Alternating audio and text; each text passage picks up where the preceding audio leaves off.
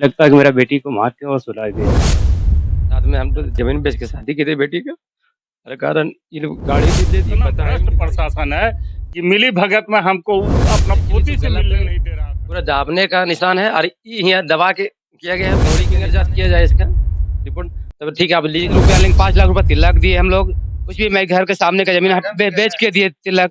उसके बाद ये सब कुछ इसमें शादी षड्यंत्र लगा के किया है। इस सभी को फांसी होना चाहिए, बस दूसरा कोई चीज नहीं है, कोई विकल्प नहीं है कि ताकि इस झारखंड में कोई भी किसी के बेटी को इस तरह से उसमें हत्या बोले नहीं इसको कर। 5,000 भाड़ा दीजिए और डांटेंगे, ले जाएगी। 3 सालों में केंद्र सरकार की सूची है कि 25,000 के लमसम 24,701 केसेस दहेज मामला में आ चुके हैं।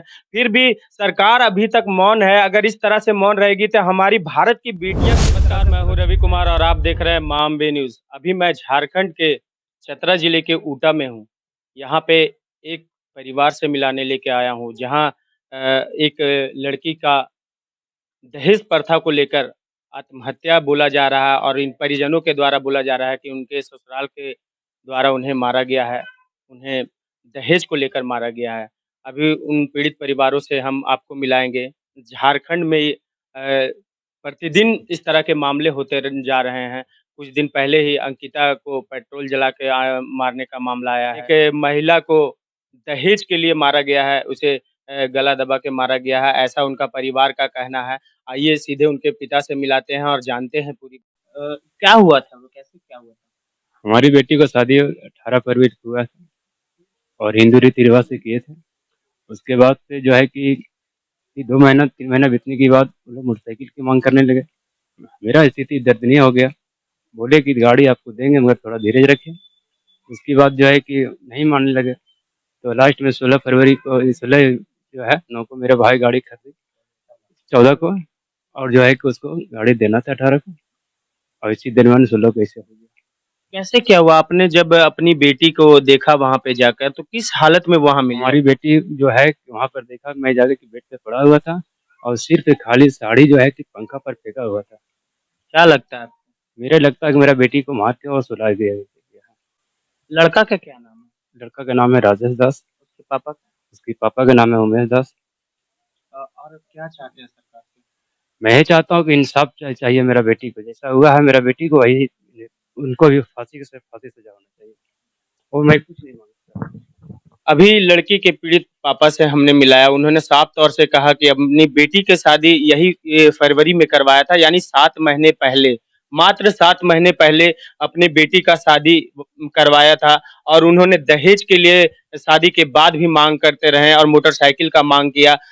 इनकी स्थिति दयनीय थी, ठीक नहीं थी उस समय और वो दे नहीं पाए, लेकिन उन्होंने कहा था, आश्वासन दिया था कि जल्द वो मोटरसाइकिल खरीद के देंगे और उन्होंने खरीदा भी। 14 तारीख को मोटरसाइकिल खरीदा और पूजा विश्वकर्मा पूजा को पूजा करने के बाद वो मोटरसाइकिल अपने दामाद को देने वाले थे, लेकिन उसी बीच में ही उनकी बेटी शोभा को उनके ससुराल वालों ने दर्दनाक मौत के घाट उतार दिया, ऐसा इनका कहना है। आइए अभी उनके माँ से मिलाते हैं। क्या हुआ? कैसे क्या हुआ था? मेरा बेटे की जान मार नहीं। कैसे क्या आप देखे थे वहां पे? आप भी गए थे? कैसे क्या हुआ था? बेड पर पड़ल थे। बेड पे थे। जैसा कि उसकी मम्मी अभी बोलने की हालत में नहीं है, बेटी को खोई है और बोल नहीं पा रही है, उनके आवाज नहीं निकल रही है। उनका भी कहना है कि मेरी बेटी को मार दिया गया है और अभी कुछ और लोगों से, इनके परिजनों से मिलाते हैं और जानते हैं। अभी हम शोभा के चाचा से मिलाएँगे और जानेंगे पूरी बातों की कि किस तरह से दुर्घटना हुई, किस तरह से शोभा की बॉडी मिली, किस हाल में उनकी बॉडी मिली और कैसे क्या हुआ वो जब वो दहेज के लिए भी उन लड़के के लिए बाइक खरीद चुके थे, उनके दहेज को भी पूरा किया था। कैसे क्या हुआ पूरी बात को जानेंगे और इन चाचा से उनसे मिलाते हैं। क्या नाम हुआ? चंदन कुमार। कैसे-कैसे क्या हुआ था? देखिए कारण इसमें तो पापा लोगों को पता था, भैया लोगों को पता था, हमको तो आज तक बताया नहीं ये लोग क्या कांड हो रहा है नहीं हो रहा है। एक बात भी हम लोग को बताया नहीं ये लोग अपने छुपा के रखे हुए थे, ये लोग भी बता नहीं रहे थे। स्थिति खराब, मेरा भी शादी 16 फरवरी को हुआ था। साथ में हम तो ज़मीन बेच के शादी की थी बेटी का। अरे कारण ये लोग गाड़ी भी ले दिए, बताए भी नहीं, गाड़ी दिए हुए इसको। तब भी वहाँ गए हम लोग, रात 2 बजे रात को यहाँ पहुँचे हम लोग वहाँ, तो बताया गया, प्रशासन हमको अंदर घुसने नहीं दिया। फर्स्ट में तो प्रशासन हमको अंदर नहीं घुसने दिया। ये लोग भेजा, बोला हमको साइड में बुला के बोल रहा है नहीं आपका बेटी तो फांसी अब खुद से लगाई हुई है, अब अभी बॉडी हम उठा के अभी ले जाएंगे हम थाना। तो बोले सर थाना अभी नहीं, मेरे पिताजी आ रहे हैं, उनका गार्जियन आता है, नहीं हम थाना अभी ले जाएंगे, बॉडी चेक करना है आप कीजिए, नहीं तो बात करेंगे। बोले सर डीसी साहब से, एसपी साहब से बात हुआ है वहाँ पे सदर थाना, तो सर इंस्पेक्टर साहब से बात हुआ था थाना में, तो यहाँ से खबर की वहाँ, तब वहाँ वो लोग बॉडी रोके हुए थे। देखिए मेरा दोस्त के पिताजी रहते सिपाही में, टाटा में है, तो उनको फोन किया, चाचा अभी ये बॉडी उठा रही है, तो चाचा ही माना कि बॉडी मत उठाइए, गार्जियन आने दीजिए। लास्ट में प्रशासन को, तो हमको प्रशासन पे भरोसा नहीं है वहाँ पे। फर्स्ट में प्रशासन का भरोसा क्यों नहीं है, प्रशासन साइड में आके हमको सब बता रहा है, नहीं ऐसे ऐसे बात है, कुछ नहीं है। अब उसको मत, एक आदमी को मेरा शक, पूरा शक वही साजिश करता है, उसका नाम भी दिए थे हम लोग, तो प्रशासन बोला इसका नाम मत दीजिए, ये तो यहाँ रहती नहीं है। कैसे रहती नहीं, तो फोन से तो बात करके पूरा कांड करवाइए, तो नहीं इसको नाम मत दीजिए, बिहार के कहा नाम दे रहे हैं इसको।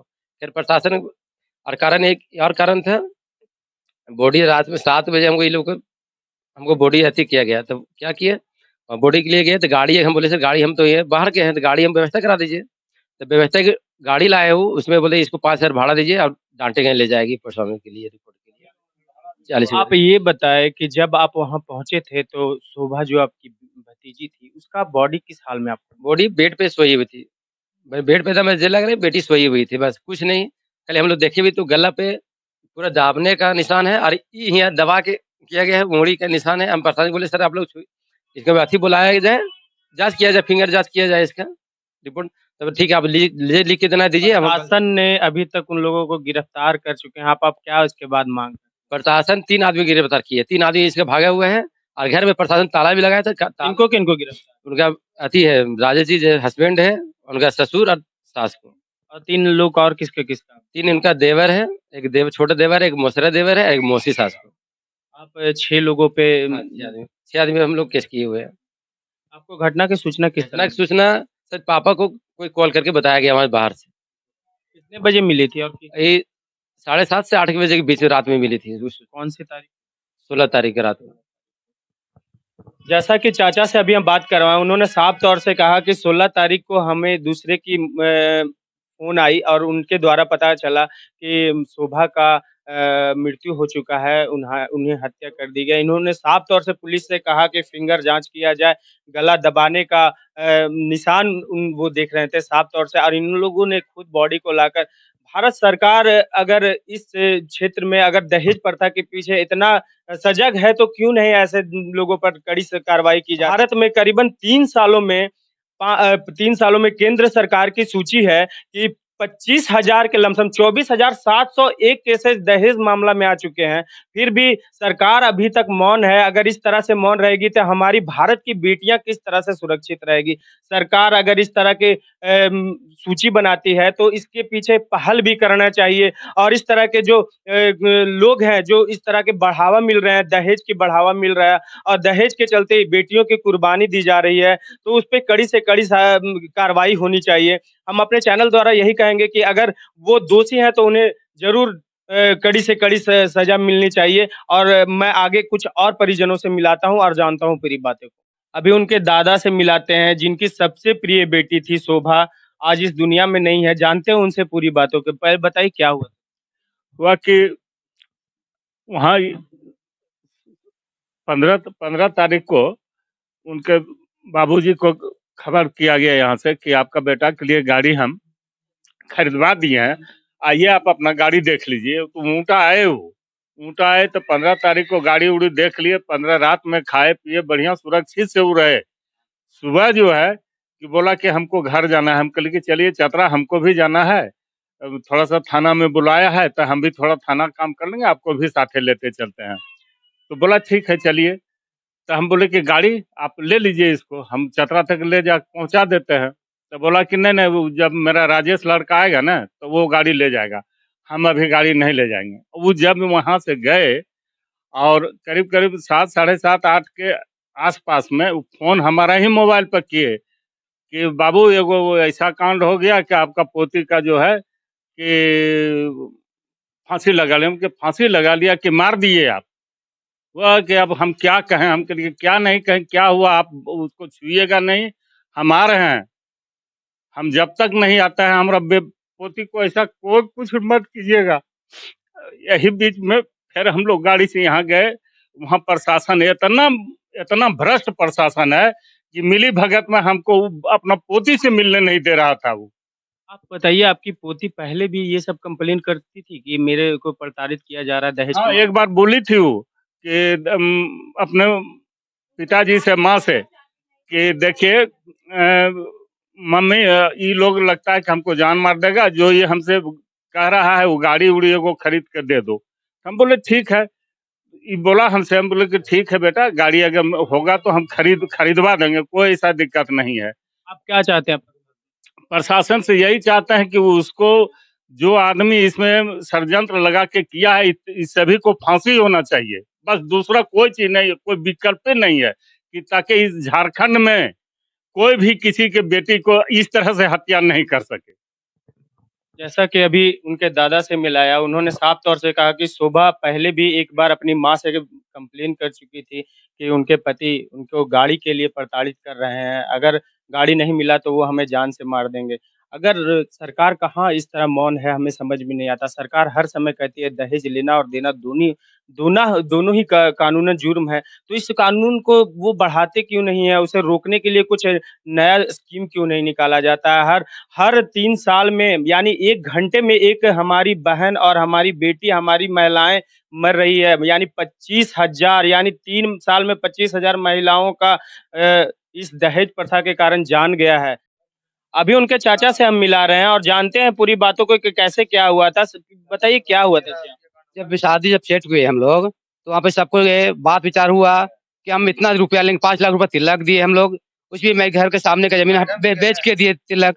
उसके बाद भी सब कुछ शादी रीति-रिवाज से हुआ, गहना जेवर सबने हमने दिया। बर्तन भाड़ा भी जो उन लोग चॉइस था, वो चॉइस से हम दिए सब कुछ। उसके बाद कुछ दिन के बाद बोले कि हमको गाड़ी चाहिए, हमको डिप्टी में दूर होती है, क्रोस। हमने कहा भाई अभी तो स्थिति मेरा बुरा है, लेकिन हमने गाड़ी देंगे। फिर हमने गाड़ी लोन पे उठा के भी गाड़ी यहाँ रख दी है, सामने रखी स्प्लेंडर को।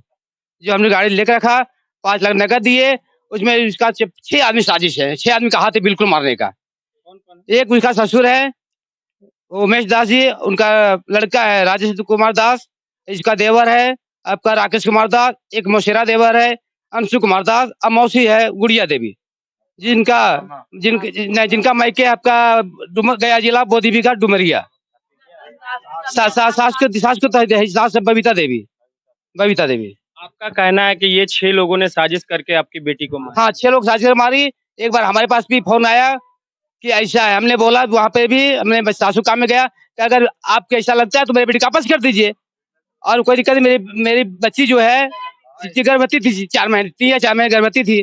अल्ट्रासाउंड का भी रिपोर्ट वहाँ से मेरे पास आया, मेरे भाई के मोबाइल में व्हाट्सएप में आया कि चाचा आप उसको दिखा लीजिए। अल्ट्रासाउंड का आपके पास हाँ, फोटो है? हाँ, दिखाइए वो मोबाइल में आया है।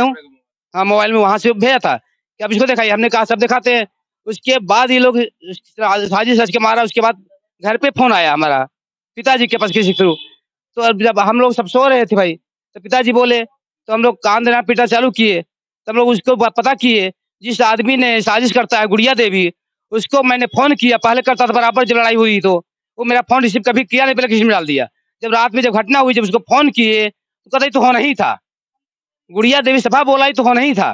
फिर उसका मामा मिथुन दास को बोला कि आपने बोला था जी कि किसी का कोई दिक्कत नहीं होगा, हम लोग साथ में हैं। तो क्या हुआ?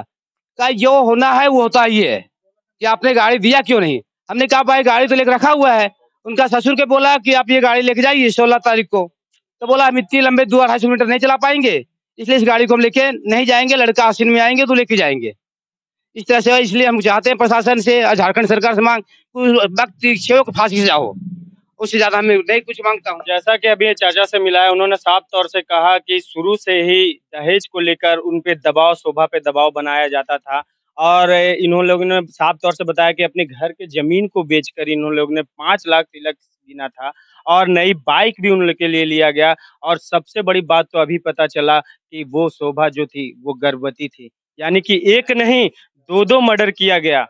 2 मर्डर किया गया है। सरकार इस बात को अपने संज्ञान में ले।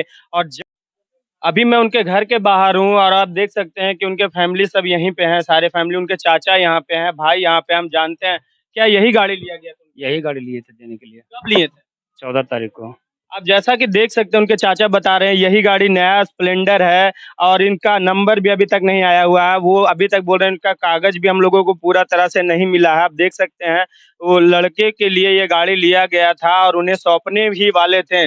उससे पहले शोभा की दर्दनाक मौत हो गई है और परिजनों का साफ तौर से कहना है कि शोभा के गले पे हाथ का निशान पाया गया था। कहीं न कहीं ये शक के दायरे में जा रहा है और मैं भी प्रशासन से अपने चैनल द्वारा रिक्वेस्ट करूँगा, अनुरोध करूँगा कि इसकी बड़ी अधिकारियों से जाँच की जाए और अगर वो दोषी हैं तो उन्हें कड़ी से कड़ी सज़ा मिले। अगर कड़ी सज़ा नहीं मिलती है तो आने वाले समय में दहेज लेने वालों की इसी तरह संख्या बढ़ते जाएगी और हमारे माताएँ-बहनें का हर समय इसी तरह बलिदान देना पड़ेगा और वो हर समय मौत की घाट उतरते रहेंगे। सरकार से मैं मोदी से भी अनुरोध करूँगा कि आप आज सरकार में हैं और हमारे देश को सशक्त कर रहे हैं, मजबूत कर रहे हैं और उसी बीच में हमारे महिलाओं को भी मजबूत कर रहे हैं, तो आप क्यों इस पे और एक ठोस कदम क्यों नहीं उठा रहे हैं दहेज प्रथा के प्रति? आप इस दहेज प्रथा के प्रति एक ठोस कदम उठाएँ और हमारे इस महिलाओं के बलिदान को रोकें। हम उनके भाई से अभी मिलाएँगे और जानेंगे पूरी बात को। आपका नाम क्या हुआ? अनिमेष कुमार। कैसे क्या हुआ था आप बताएँ? सर फ़ोन आया तो हम मतलब घर पे ही थे तो दादी लोग रोने लगी तब हमको पता चला।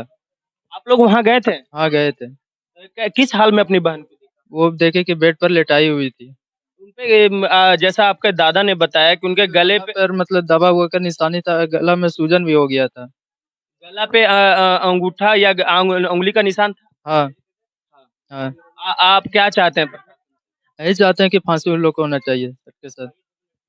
इनके परिजनों का साफ तौर से इनके भाई का भी कहना है, दर्द तो साफ झलक रहा है इनके आँखों में और इनका साफ तौर से यही कहना है कि हमें और कुछ नहीं, बस अपराधियों के गले में फांसी का फंदा देखना चाहता हूँ। जिस तरह मेरी बहन को, मेरी बेटी को तड़पा कर उन्होंने मारा, उस तरह से उन्हें भी फांसी की सज़ा मिलनी चाहिए।